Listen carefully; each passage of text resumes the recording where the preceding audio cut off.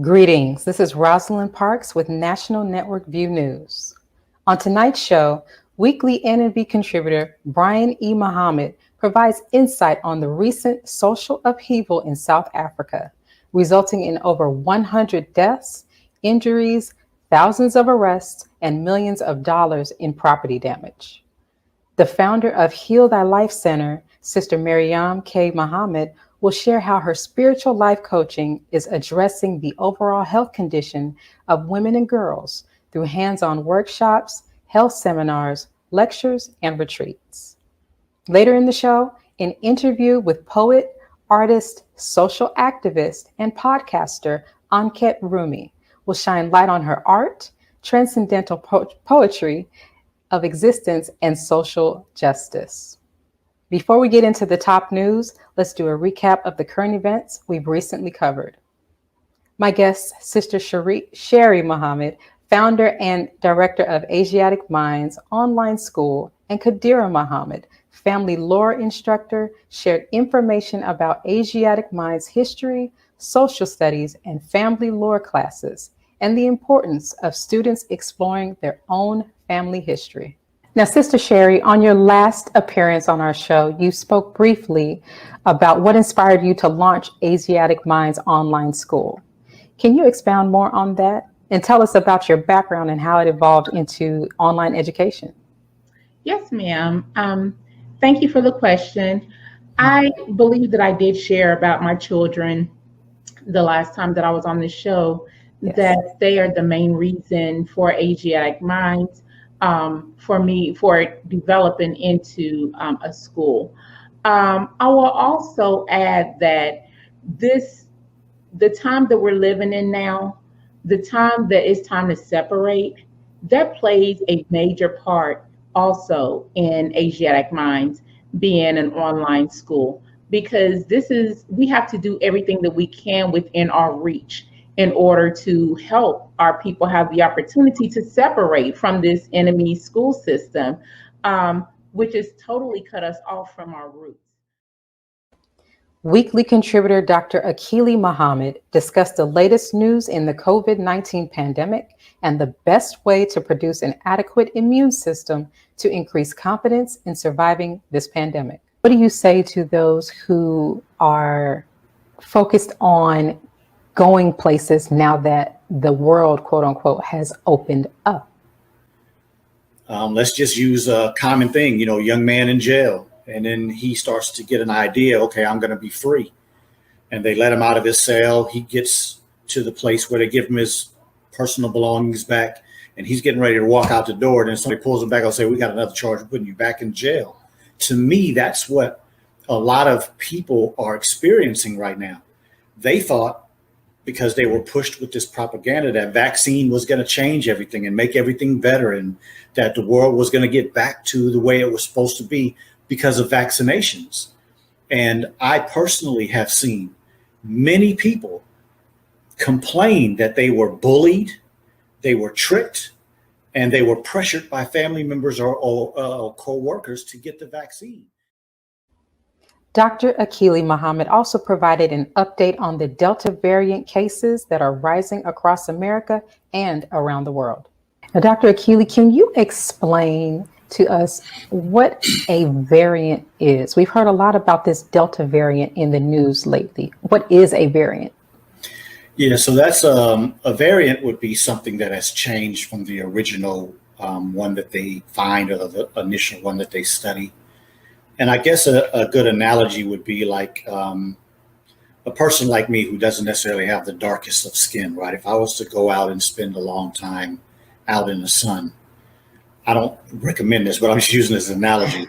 If I was to put something on my skin to maybe protect my skin from the sun, or I was to put on a pair of sunglasses because the sun may be bright, or I may put on light colored clothes to give myself a little less of the absorption of that heat. These are simple things that I could do to try to handle the environment that I'm going into. And so that's what viruses, bacteria, and other germs do. Specifically for this discussion, speaking of a virus, they can do small things to try to help themselves survive.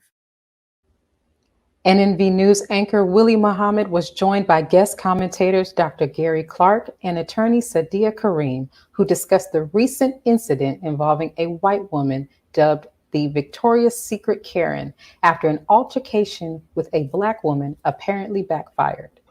Should these incidents be considered lightweight hate crimes?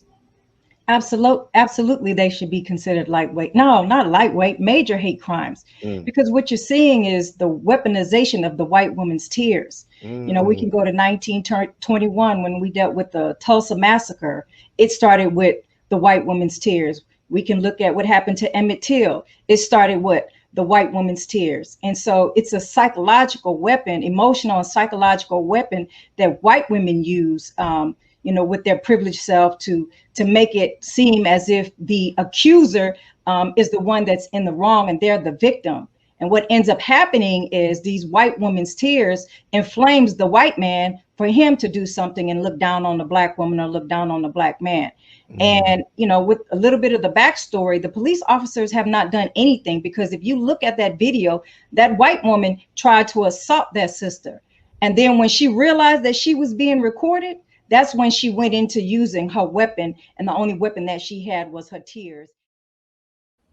Dr. Gary Clark and attorney Sadia Kareem discussed the recent protests for democracy in Cuba and whether America is fueling the protests. Does America play a significant role in these three causes that are causing the unrest, or is it solely the responsibility of the Cuban government? Oh, 100%. And not just, I mean, this is your neighbor. And America, you know, is the hidden hand, and the hidden hand exists, whether it's in Cuba, whether it's in Haiti, whether it's in parts of the Middle East and other parts of South and Central America. Yes, the hidden hand is there. And it's not a conspiratorial, it's the fact that America supports the quote unquote democratizations around the world and to export American style democracy. And so, yes, it takes place, but all countries do this. All countries fight to have when I say the superpowers do this, to have their hand. It's a question. It's like the pluralist model. It's molecules fighting, moving against one another. They're all fighting. And so, yes, it exists. And yes, America does play a role. Dr. Gary Clark and attorney Sadia Kareem also discussed the recent accomplishment of 14-year-old Zaila Avant-Garde, the 2021 Scripps National Spelling Bee champion. Just what do you think is just the overall significance of this young sister winning this spelling bee? Because I know you all probably came across some of the history regarding this as well. Oh, I'm proud. I'm beaming for her family, and it's hashtag Black Girl Magic. Dr. Clark said, you know, her name, avant-garde, meaning new and unusual. Wow. And so she broke the impossible for any little girl. And as he was saying, she's so multi-talented. You know, she has 3 Guinness Book World Records on dribbling a basketball. So not only is she athletically inclined, but she's a genius. She really is a genius. And, you know, I just commend her family, her parents, because they saw something in her and they facilitated that. You know, her dad asked her, you know, certain words to spell them. And he asked her, how did you know how to spell those words? It's because she read over 1,000 books. And so education, it was highly, and it is highly important in her household. On last week's I Have a Testimony, the guests were Sister Medina and Nur Muhammad, who shared more of their family's experiences in the earlier years of the NOI. Did you all like growing up, like you ever asked your mother any like questions specifically about Master Farad Muhammad or the Most High Elijah Muhammad? Yeah. I asked my mother one time, where did he stay? And she told me he was way out. She said he would come pick me up and we'd go way out, Woodward.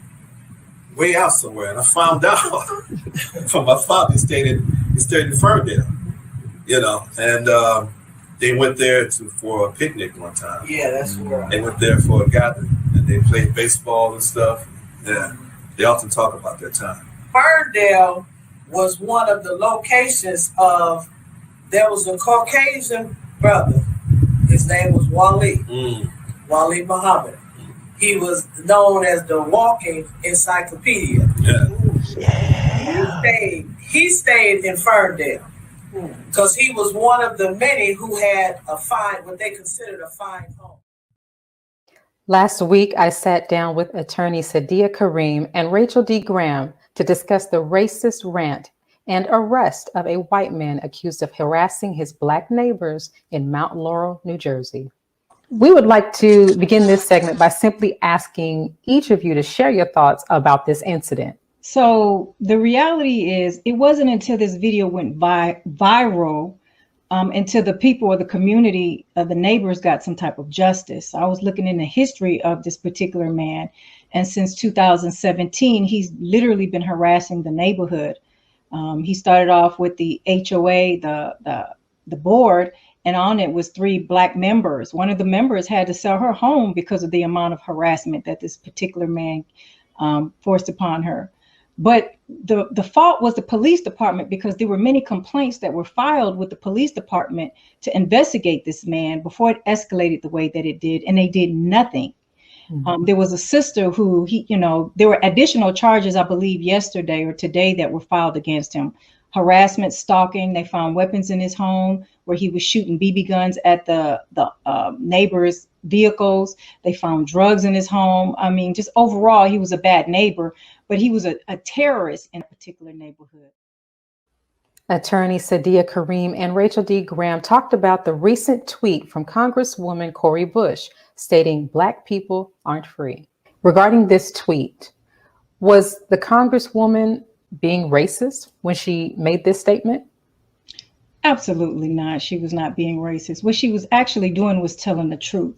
Anytime you tell the truth about the white supremacist establishment, they want to turn it around because they feel some kind of way, or they don't want the distraction, and they call it racism. Because if we look at the reality of July 4th was never about Black people being free. The truth and the reality was the independence of America was embraced because of keeping slaves enslaved. They were freeing themselves from the British, from Britain, because Britain didn't want to have slavery anymore. White America, the white colonies, they wanted to fight to be able to continue to keep their slaves. So when we look at the Constitution, we were never included in that Constitution. Actually, we were considered nothing but property in 3/5 of an individual based on voting rights. Rachel D. Graham and attorney Sadia Kareem also shared their thoughts on Nicole Hannah-Jones declining UNC's tenure offer for a position at Howard University. Do you think she made the right decision to refuse the offer and decide to accept the position at Howard University? Absolutely. I concur with everything that Sister Sadia said. I also want to go deeper, though, because if you look at the reasoning that the board chair Hussman gave, it was because he did not believe that her academia stood up to the muster test, if you will, that there was question around the research validity of 1619. Now, mind you, this woman has a Pulitzer. She has received a MacArthur Genius Grant, all the things, and actually was an alum of UNC's journalism department. And so let's go deeper and talk about that. If you look at the background of the man who was questioning her academic bona fides, if you will, he became a newspaper man by virtue of his birthright. Let's pause for announcements from our sponsors. Then weekly contributor Brian E. Muhammad will join us for our Global View segment, where he will give us insight on the recent social upheaval in South Africa. We'll be right back.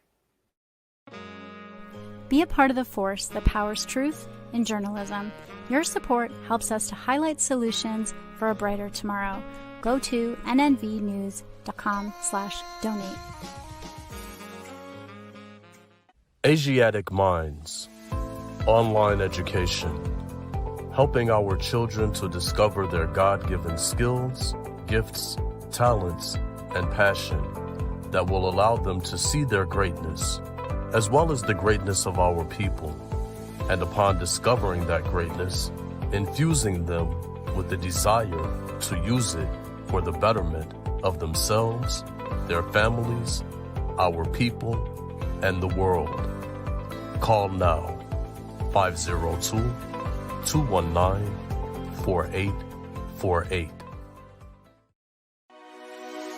This is Sister Sajda Muhammad. We are proud to announce that the Sajda House commemorative Elijah coins are finally here. This priceless heirloom, made from recycled copper from the messenger's home, is now available at sajdahouse.com. The hashtag Bank Black social media campaign made strides not only in revolutionizing how we bank, but also how we think. The movement inspired thousands of African Americans across the country to transfer or deposit millions of dollars into Black-owned banks. These are banks that will invest in urban communities, employ African Americans, support Black businesses, and inspire Black home ownership. This is a very proud moment for our culture as we are taking small, but significant, steps towards building Black power through Black wealth. Thank you for tuning in to NNV News. Please share your thoughts with us in the comments section below. Follow us on social media at NNV News, and please subscribe to our YouTube channel, National Network View. This is Clifton Muhammad with NNVnews.com.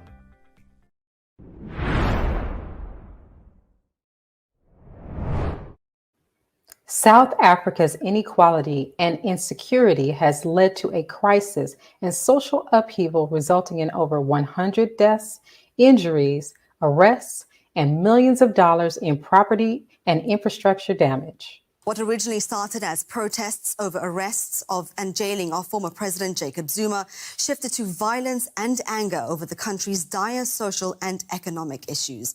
Now a cleanup operation is underway after days of looting of shopping centers and businesses that disrupted supply chains and transport links. The government has deployed security forces to contain tensions in several provinces. More than 100 people have been killed and over 2,000 arrested. A week after protests started, President Cyril Ramaphosa visited the affected sites and says the economy has been hit hard. Joining us is NNV Weekly contributor Brian E. Muhammad, Final Call News writer. Greetings, sir. Greetings, Sister Rosalind. Yes, sir. In your Final Call News article entitled Inequality, Insecurity, and a Major Crisis, you talk about the deadly violence and pillaging that shook South Africa and the days of public unrest. Why are there major social and economic disparities, dissatisfaction, and suffering in South Africa when it's the #1 economy on the African continent? Well, I mean, there's a number of reasons. And, some people will say that after 24 years of the African National Congress, which is the ruling government, came to power in 1994, they're the first democratically elected government, of course, at the release of Nelson Mandela, who was the first president under the ANC and ANC rule. But in 24 years, after overcoming apartheid, after overcoming white minority rule, the people of South Africa are still in a dismal condition. And many people are blaming the ANC for its failure to lift the people or change the condition of the people after they came to power. And after many promises of prosperity, so to speak.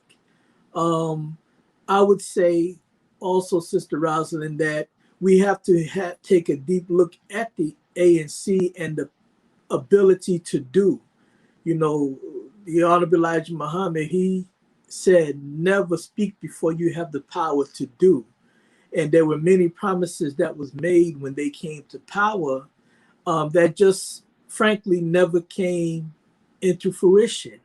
And so now there is a disparity between relatively filthy rich, both black and white, and because whites never relinquished the economy, and those who came to power never really took the economy out of the hands of the white minority settlers in the country. So now you have a situation like you have where the people have been suffering all this time, and now you see what you see in the streets. largely from that dissatisfaction that they have been feeling since the ANC came to power. Has alleged that the mayhem, deadly violence, and pillaging that shook South Africa were deliberate. Who does he suspect is orchestrating the upheaval? Well, President Ramaphosa, he's having political issues. I would say again, the ANC, the ruling party, is having political upheaval within the party itself. His predecessor, President Jacob Zuma, who has been under these corruption charges and was arrested earlier this month. Ramaphosa is implying that people who are supporters of his predecessor, Jacob Zuma, is to blame, and saying that the unrest that took place over these last few weeks was actually a deliberate attempt to destabilize the ANC government, and this is what he's implying. Now, we have to also note that his own defense minister just this week came out and made a statement that there was no evidence that there was a concerted effort to overthrow the government with these actions that took place. So they have a problem within the ruling government in South Africa that is now being played out in a very public way. President Zuma charged with corruption. Well, Jacob Zuma was, these charges go back to his years of rule. He ruled the country from 2008 to 2009 until 2018, when he was forced to resign, again, by the ANC party over these corruption issues and whatnot. But also there are charges that took place when he was the deputy president over a massive arms deal that he's accused of taking bribes in. Then he's accused of giving the inordinate amount of political influence to this family of South Asian or Indian people, the Gupta family. And where they had so much power and influence over the government itself of South Africa. So he's accused of a number of things, bribes and whatnot. But all of this stems from his years in power from 2008 to 2018, and some of it before he came to power as president, when he was deputy president of the country, going back to the 1990s. Would you say his arrest was a catalyst for initial protests in the port city of Durban in KwaZulu-Natal, or what do you think about that?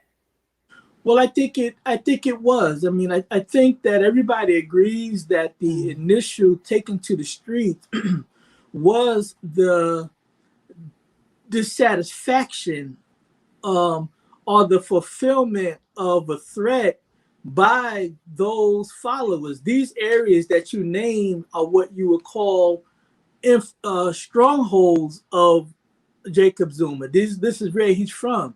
And in fact, when we look at the group called the Zulu group in South Africa, there has always been a historical issue between them and the ANC, and Jacob Zuma comes from that people. See, and so initially, yes, they took to the streets in protest of him being charged and arrested. The charge that he's arrested in was not the corruption. The charge was a contempt of court charge because he refused or did not answer the order to come answer questions about one of the corruption charges, I think back in January or February of this year. So they found him guilty of contempt of court and sentenced him to 15 months in prison, and which is where he's at now. And in fact, there was a standoff, if you will, with the judicial system when they gave him that sentence at the end of June, last month at the end of June. They gave him this sentence, and his followers were saying that, well, he's not going to jail, and he refused to go. Right. And it was a standoff, and they even said, if the police come and get him, we will go to war with you. We will fight you. And they threatened all kinds of public disturbances if that was the case. Well, they never came. He turned himself in. So even though he turned himself in, they still took to the streets because they felt it was an unjust charge of contempt of court, and to put a man at 79 years old, former hero of the anti-apartheid movement, because he is famous as one of those who struggled and even spent time in jail with Nelson Mandela before they came to power. So his followers, I would say, just threatened to go to the streets, which they did. Now, the Final Call news article quoted Abdul Akbar Muhammad, international representative of the Nation of Islam, who said, "The people are suffering. If you look at who they call looters, most of them are going for food. What role has the high unemployment rate and the destruction of the infrastructure had on food supply and access?" Well, let me say this about that before we answer that directly. When former President Zuma's people went to the streets, this was a political threat that they, I guess, in their eyes, made good on. But what you saw as what they're calling looting and people going into the stores and taking food and different things like that, that is a separate thing than what Zuma's people was in the streets for. Okay. See, the people took to the streets out of dissatisfaction and out of, again, this disparity that we spoke about, that you asked about earlier. You see? So Brother Akbar Muhammad, what he was saying was that when people are going for food, that means either they have no food or they don't have access. See, and this is the problem. Now, you asked in that the part of the question that the part of the question that you asked. What was the last part of that question you asked me just now? I asked about the unemployment rate and the destruction of the infrastructure. Yes. So now we have a situation in South Africa now where the people took to the streets and the damage that was done. Now you have the damage in the stores. And of course, the after effect is the same stores that supplied your needs. Now those are destroyed. You're still hungry. So now you have a problem. The issue of the infrastructure, that goes back to the blame that President Ramaphosa was talking about. That he felt that these were deliberate actions because the infrastructure was damaged by those who went to the streets in the name of their dissatisfaction over Zuma. So that was a political, and that was the implication in some people's minds, that this was more than even just the hungry masses hitting the streets, but there's also a political dynamic because of the infrastructure that was, I'm talking about waterways that was damaged. The ability to do trade. They began burning trucks, over the road trucks that was bringing goods and whatnot into areas. This that's when you want to disrupt a society, when you start burning things like that and ruining again the water supply and all of that, which got ruined in this melee. That wasn't the mass of the people. That was somebody who was making deliberate actions against the government. So it's two things going on: the hunger issue, as well as the people who have a political grievance. And unfortunately, it appears, I don't, the actual fact of it, but it appears that they're taking their political grievance to the destruction of South Africa as a government. Okay. Brother Brian, as always, thank you for your insight. I know you're going to keep your ear to the ground for what's going on in South Africa and across the world, and have more to speak with us about next week. Thank you, Sister Rosalind, once again. Yes, sir. Let's pause for announcements from our sponsors. Coming up, we will interview Maryam Muhammad, the founder of the Heal Thyself Center. We'll be right back. Be a part of the force that powers truth in journalism.